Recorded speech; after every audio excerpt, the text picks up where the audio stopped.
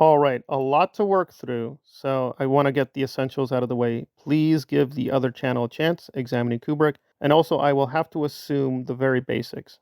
So let us get through it. Aaron Smith Levin, for a long time, was in control of the Aftermath Foundation. Last year, he was kicked out in a very suspicious move by Mike Rinder, Claire Headley, and others. And I'm going to look at some evidence that does not make either side look good.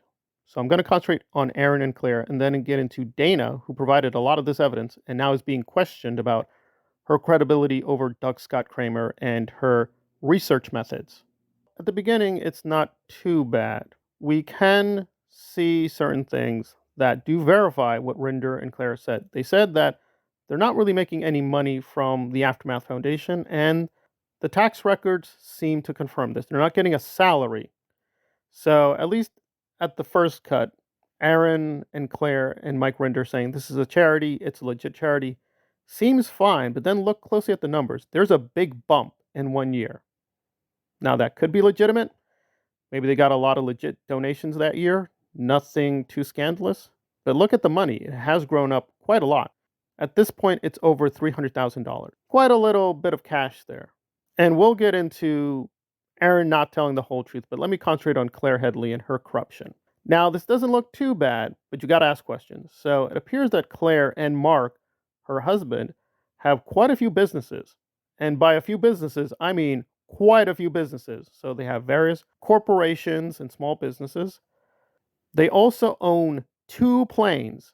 Yes, they own two planes, which presumably are being used for another business. Now, again, on paper, nothing bad. You can have several businesses and have a charity. However, if you're dealing with ex-Scientologists who are very corrupt, who worked with the Sea Org and were used to stealing money, laundering money, and getting involved in all kinds of corruption, it's very, very suspicious. So a lot of question marks. And we have one valid case of pretty questionable behavior with Vanessa. Vanessa is one of the younger YouTubers who hooked up with these people, and she was given suspiciously large amounts of money, and she was caught stealing. This is confirmed. It's not disputable. She was caught stealing money. So very, very suspicious.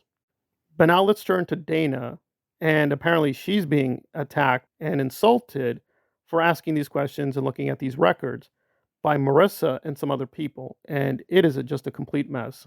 She provided no evidence Dana was lying, no evidence that her information is false, and just kept wildly attacking her. But in the midst of this, did some pretty shocking things. So for one thing, she co-signed Manny, who does not like Dana because they're both researching the son of Sam, and Manny was insulting Doug and his research. And Marissa liked the comment. He also attacked Dana as a woman and said, yeah, she's one of these crazy feminist types. Apparently, Marissa's okay with that too. You've been yakking enough. If you have the receipts, just go ahead and bring it out.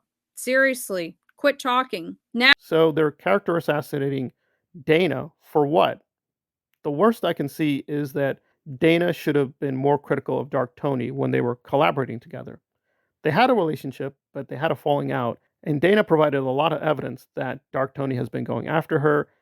She gave him a big loan for $10,000. He's paid back a little bit of the loan, but not a lot. And she's technically a victim. She's suffering from cancer. And Marissa and her fans are just attacking with no evidence. All Dana did is investigate Rinder, investigate Aaron, investigate Claire. But the problem is she's also investigating Marissa's friends like Serge, Nora, and a few other people, and their very suspicious ties to Aaron. Where is the money going? What are they up to? Are they telling the truth? And for all this, she's being attacked and harangued. And the attacks don't even make any sense. For instance, one person is asking, why did Dana allow Dark Tony to insult Aaron and the memory of his brother? And that is a legit question. But the reason is Aaron isn't telling the whole truth. Aaron was in charge of the Aftermath Foundation when they gave Vanessa the money. So he could be possibly a part of a big fraud. Also, when he talks about his family, he's not telling the whole truth. Now, I don't like how Dark Tony uses this information. I don't like his style of videos. That is a stylistic question. The question is the information valid? Yes. And people are just getting things wrong. It was Vanessa who was harassing Dark Tony. Dark Tony was exposing her crimes, which are now totally confirmed, And Vanessa went after Dark Tony. Also, Aaron gave information to intimidate Dana. Dana says this. So Aaron literally incentivized his very large audience to go after Dana, who is homeless and suffering from cancer. I encourage it. By a PR firm from the church. I encourage it because Jeffrey Augustine, I have a clean record. Jeffrey Augustine, since Aaron Smith Levin pretty much told everybody where I lived because there was only 2 hospitals in the area where his chat identified literally the county. And Jeffrey's such a good PI, right? Okay.